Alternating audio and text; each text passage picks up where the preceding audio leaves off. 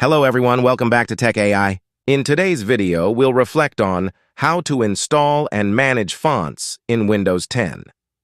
Managing fonts in Windows is a relatively straightforward process. You can install more fonts in your Windows. First, you need to download the font files. You can find fonts from various sources on the internet.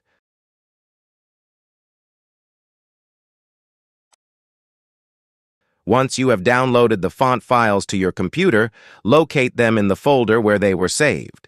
Usually, font files are stored in your computer's Downloads folder unless you chose a different location.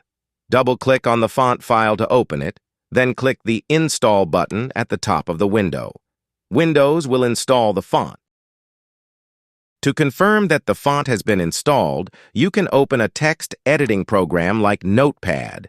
In the font drop-down menu, you should be able to see the newly installed font listed among the available options, so you can just click on it and use any time you want. So here's how you find, add, and remove fonts in Windows. Open the Windows Control Panel. At the bottom, select Fonts. From here, you can view any font installed on your system, as well as add new ones or remove those you don't need anymore. To add a font, simply drag the font file into the font window. And to remove fonts, just right-click the chosen font and select Delete.